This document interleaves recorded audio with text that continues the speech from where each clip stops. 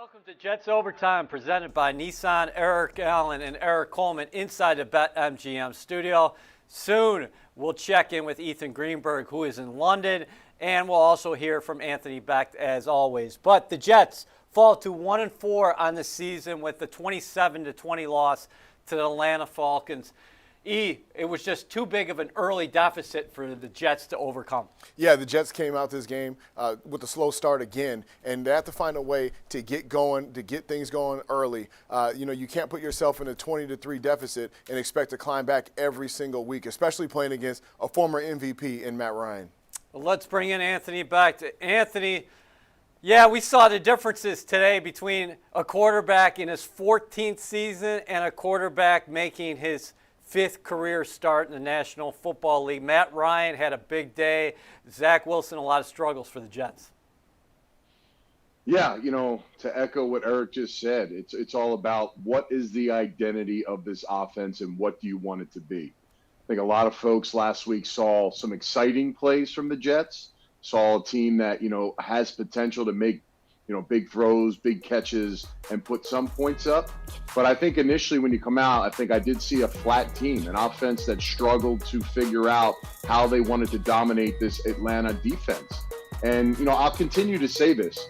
If you have less than 20 rushes in a game, period, across the league, it was 100%, guys, 2 weeks ago, and I think it'll be 100% again. You will not win the football game. So they have to find a way to get more touches to the backs, find the running game to get that sparked.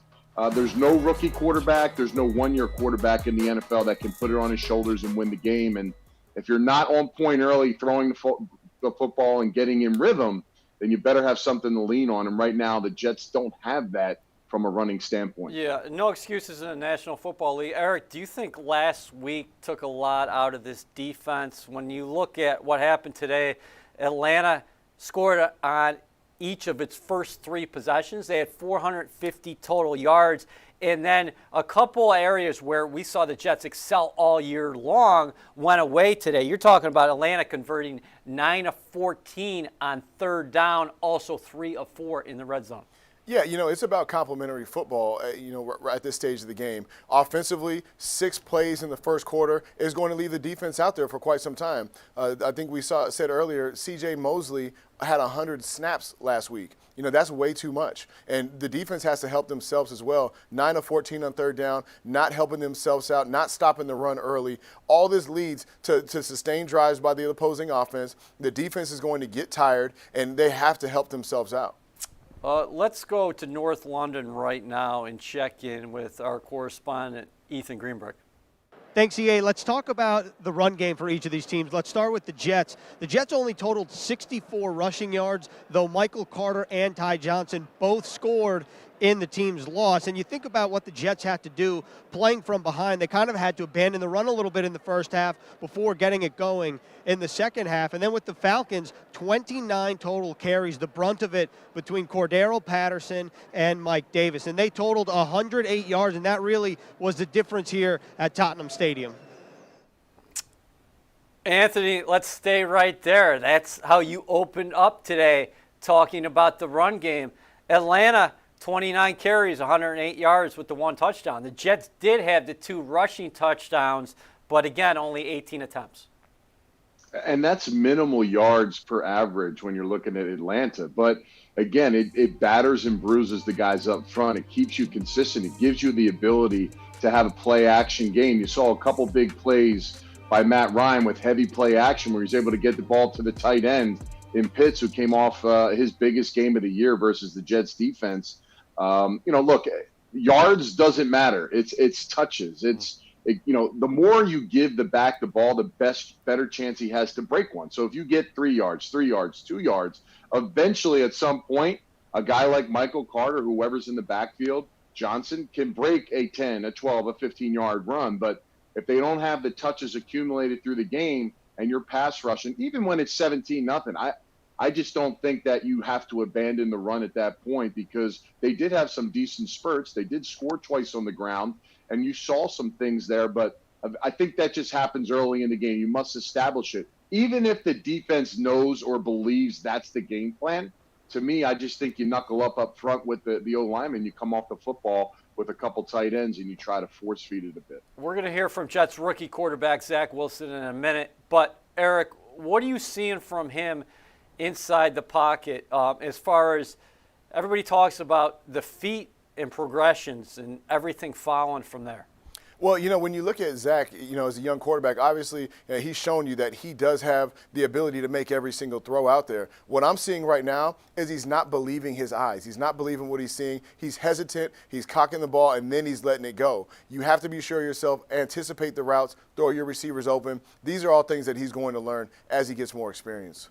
Anthony, again, there's going to be a few throws out there on film where Zach Wilson's going to be saying, I can make that throw in my sleep. In your opinion, why do you think he's struggling with maybe some of the gimmies?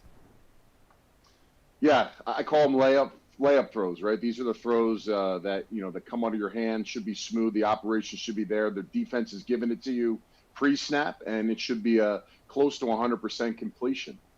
Sometimes you just kind of get a little short-armed on some things. You try to get it out so fast, or you see it early on that it rushes your technique on how you actually throw the ball. And ball placement, to me, is the most crucial thing a quarterback must have.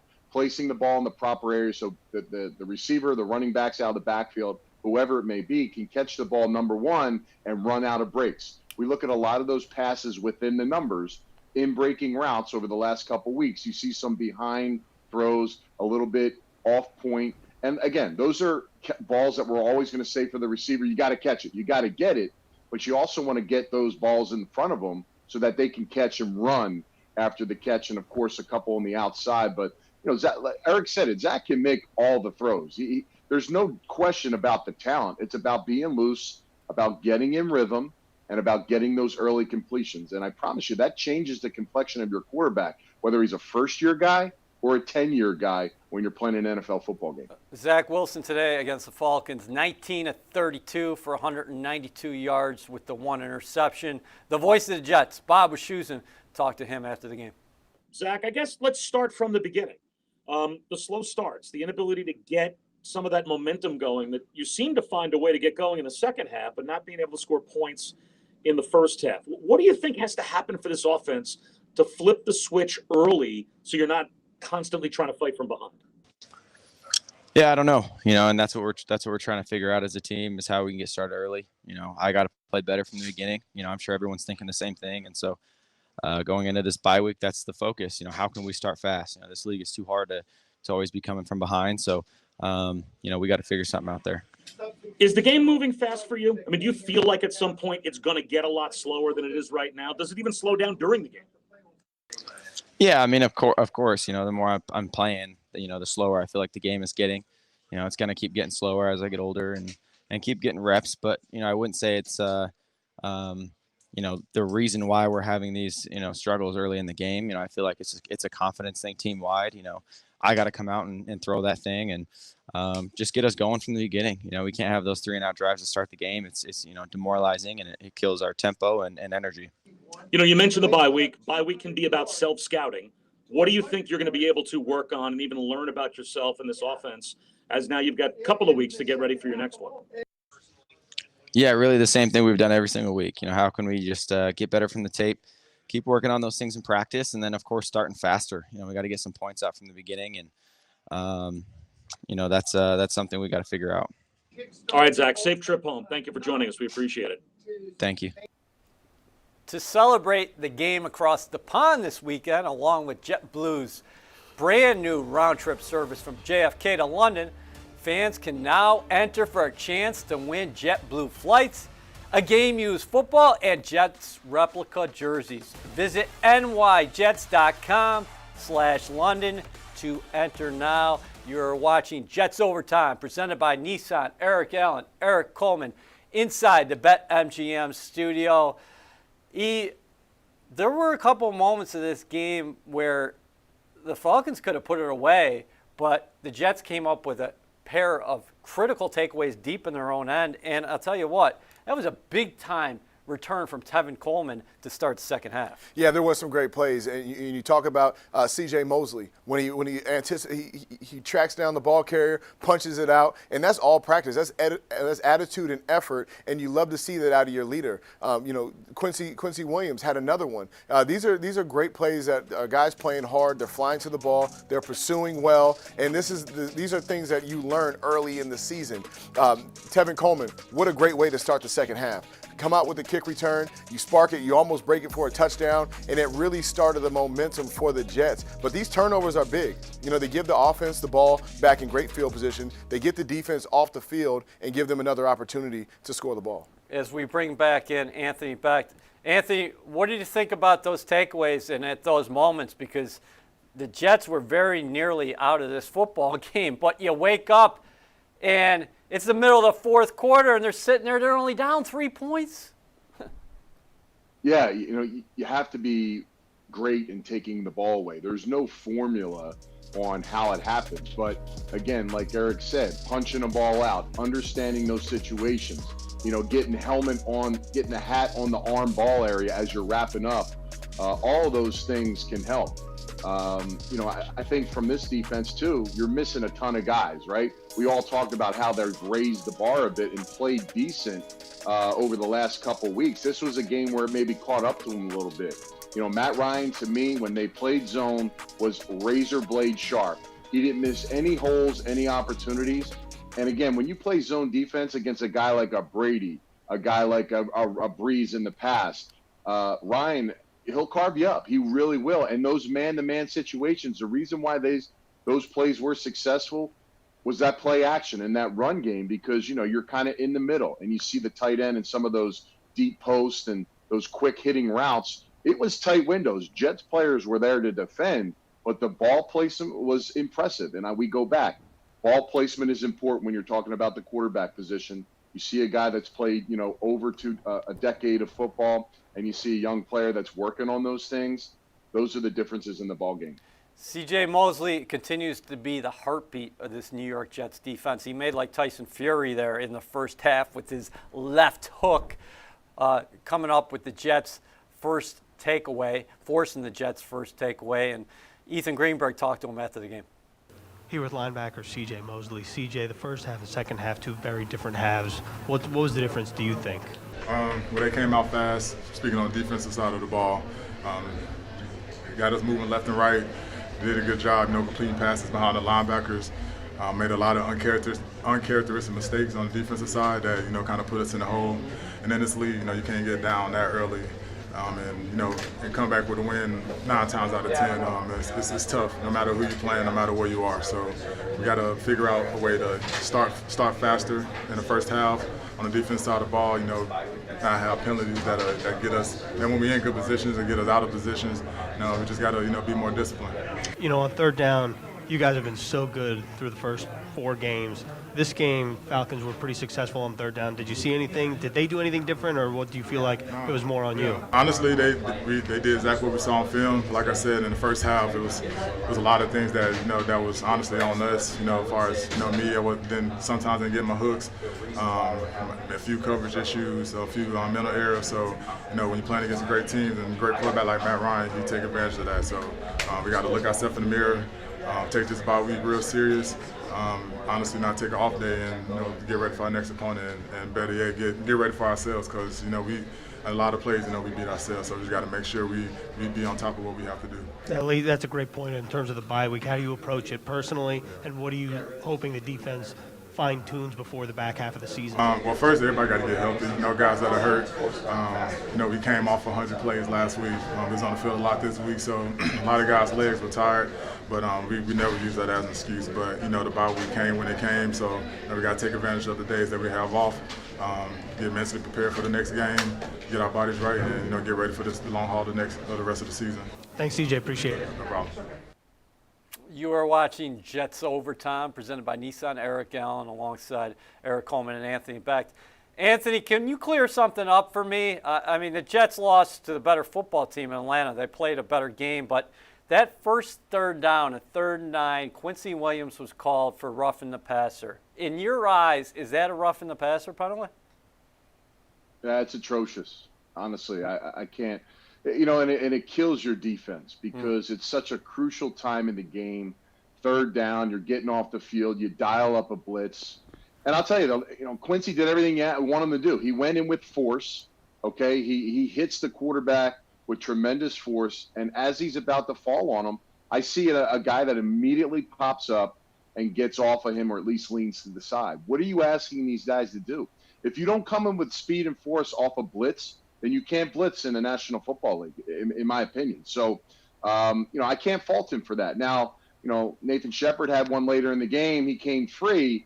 He's got to understand if you're falling down and you have to avoid the lower part of the body of the quarterback. But, to me in that circumstance, just a horrendous call. And you'll probably see the letter come out and say, that wasn't a personal foul. That wasn't roughing the passer. The defender got up quickly, tried to take off the absorption of the hit, at least after the fact when the quarterback went down. But, in those moments, the referee has to make a call. But, to me, I would at least maybe ask for a referee's opinion. I mean, just to make sure. So he's right on it. He sees it, but it happens so fast. I just look at the body language of the defender after the fact.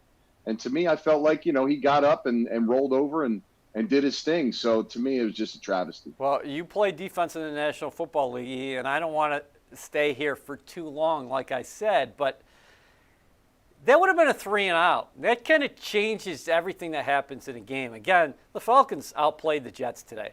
There's no doubt about that. But, then they're on the field, and then the defense ends up being on the field 23 snaps in the first quarter. Who knows how things change after that? What's the teaching point, if any? If you're Robert Saleh, do you tell the guys, hey, listen, you just keep on doing what you're doing, Quincy?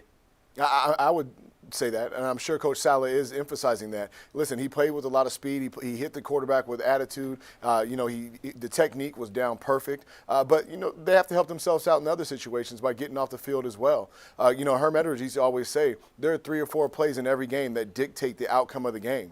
The problem is you don't know which 3 or 4 plays there's going to be.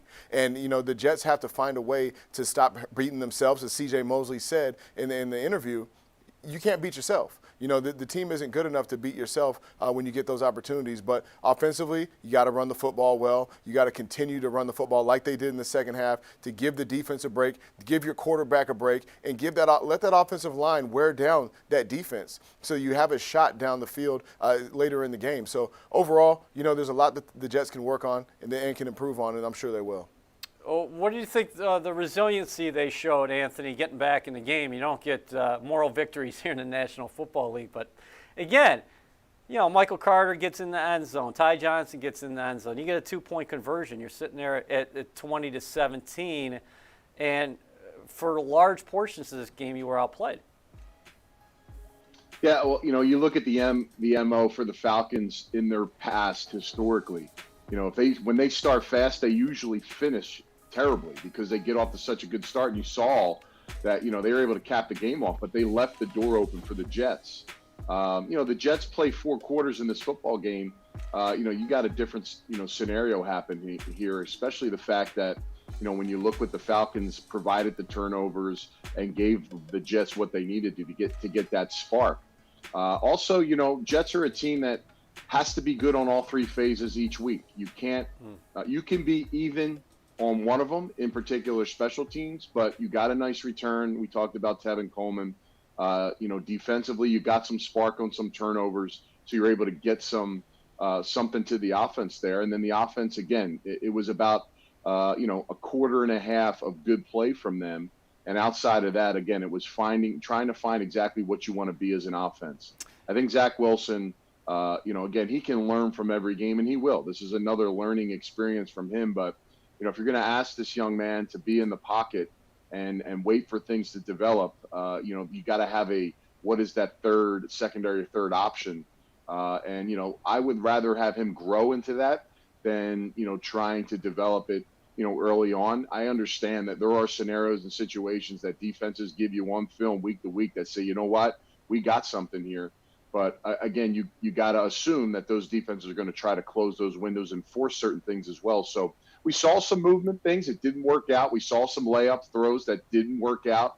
Those things have to happen. So again, once that score gets where it is, you start, okay, this is a different game plan now. But again, having that balance, to me, it shouldn't even be balanced. It should always be more 51% or more running to passing, period, regardless of the score. It has to be. If it's not, you're always going to run into those problem areas with a young quarterback. This defense holds itself to a high standard. When the offense actually got on track just a little bit, made it 2017, how disappointed do you think they are right now getting on that plane and coming back across the Atlantic, knowing that they didn't give them an opportunity to get that ball back and either try to tie the game or take the lead, because Ryan came down and they constantly got going with Kyle Pitts today. And he showed why he's the number 4 overall selection in the draft. And then there was a 3rd and 13 play where Ryan picked up 15 yards. Yeah, I mean, the defense has to be kicking themselves right now. Understanding we put ourselves in the position in the second half to compete for this win.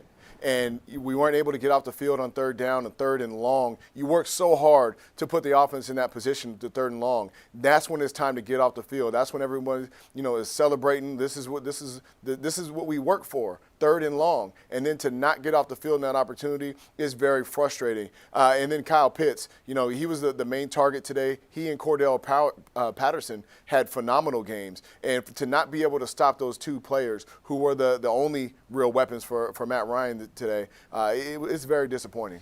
Anthony, Pitts was targeted 10 times. He had 9 catches for 115 yards with the 1 touchdown. He good, right? That's what he is. He's a good player, man. He's going to be a real good player for them. And they don't have all their weapons around him. I mean, honestly, going into the game, even though he had not really shown the takeover part yet, you had to assume that he was going to be a problem in this football game. And Matt Ryan took advantage of it. They found some open holes. They utilized him in certain areas. They game planned specifically to get him and feature him in this football game, even though defensively you figured you would try to find ways to take him away. To go back to that 3rd and 13 play, I haven't gotten to see the film of the actual game, but just watching it, it looked like a zone coverage. To me at that point, who are their playmakers in the passing game outside of Pitts that you have to give room and space to, that you feel like, okay, they could go by you or make a big play? I really think, with a guy that's got cement for feet at the quarterback position, you take a little bit more of a risk there and you live and die with it. I always say, sometimes it's like waiting for someone to catch and potentially make a guy miss is always more aggravating than, okay, getting beat one-on-one with a low percentage throw. So, again, that's what the defense dictated in that position. They weren't able to come up with it. But if you get that stop, guys, it's a different ball game. You got more time on the clock, and who knows how it finishes. So it's not always – it doesn't come down to that play, but we talk about significant, important points within the game. That clearly was one that resonated with me. Eric, what are the top priorities for this coaching staff as they head into the bye week? It's 2 weeks until this team laces it up again, and that will be in New England against the Patriots. Well, I mean, I think you have to go over the film. You have to reevaluate and self-scout. You have to find out what is the identity of this offense. Are we a run-first team? Are we a power offense? Or are we going to sit back in the pocket, throw the ball around the field, and create a lot of possessions for our defense, a lot of plays for our defense? I think that they're going to go back, look at the missed opportunities, make those corrections. That's the only thing you can do. You're a young team. You're going to beat yourself. There's going to be plays out there that can really impact the game and change the way. You're not 1-4 now. If this play were to happen, if we were to convert this one, we're in a different position. So I think you have to apply those changes. Evaluate the game plans, evaluate the way that these players have been going about things, and then continue to grow. They're a young team, and they're going to get better. Anthony, let's get your final thoughts as you get ready for your second game of the doubleheader here today. This is a young team. What has to change in terms of, we've talked about the first quarter struggles. They've scored 0 points to date in the first quarter. We've talked about the first half problems. They've been outscored 75-13 in the first half through 5 games. What has to change early? Because can this be a confidence problem? Does it get in your head that it repeats over time, that we continue to see this each week? Yeah, I think the one thing I know about LaFleur is he's a tireless worker. He's a guy that stays in the building till 2 a.m. I mean, I would say my recommendation is don't overthink it. All right, don't make it harder than it is. And in particular, the fact that you're playing the Patriots in 2 weeks again, go back to that film, because I did see an identity for that football team. I saw 150 yards rushing. Outside of the turnovers, I kind of saw what the team could be and how it could help the quarterback in a situation. It's very simple, man. And I talk about this, and I'm going to continue to talk about running the football is important. You got a very good offensive line coach that I think has brought this offensive line along, and I see the windows starting to open in the small areas of the limited rushes that they're already making. I think you just have to build on it and go off of it. And I think it's all about rhythm with the quarterback. Explosive plays will come.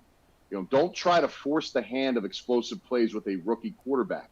Let them get in a rhythm. If it's 3 hitches, if it's slants, if it's quick outs, live with it. But it moves the change. It shrinks the area and the situation of what the first down has to be for him. And now you have options. You can run on 3rd and 3. You can pass on 3rd and 3. You don't know what that scenario is going to be, but it's going to be a lot better because you're going to have more plays in your play sheet than 3rd, 8, and plus. So I just think, to me, don't overthink it. Don't spend too much time figuring out what we have to change and spend more time thinking, okay, what are the best plays that we have? And let's hit them, man. Who cares if the defense knows it or they've seen it on film? If it's a good play, it's a good play. So that's where I would keep my focus, as a staff, number one, offensively. And from a playmaker standpoint and players, I think C.J. Mosley hit a crap. Get healthy. Get healthy on the weekend you're going to have off. Get some of those bodies back on defense. We're kind of Band-Aiding it up on defense right now, and I think they've done phenomenal. But, again, it's starting to show a little bit. You got to get some of those players back in a significant role in a healthy situation. Thanks, Anthony. Have a good one tonight. Final thoughts from you, E. The Jets 1-4 after 5 games. Disappointing today because you really thought this was a great opportunity to go out on your bye on a 2-game win streak against a team in a similar spot as you, the Atlanta Falcons. But Matt Ryan was really the story of this game. He dictated on his terms all day long. He did, and I said it before. This is why he was a former MVP of the league. I had the opportunity to play with Matt when he first got in the league. He's been a leader and a great player since he got here. But for the Jets, I think the thing that's frustrating about the team is that you see the potential. You see the defensive tenacity. You see the capabilities on offense, running the football, throwing it around the field. It's just all about putting it together, playing complementary football, and that's something that this young team is going to continue to work on, and they're going to get a lot more wins in that schedule. Well, we're on a bye next week, but we'll be back after Jets Patriots in 2 weeks. Enjoy the rest of your Sunday, everyone.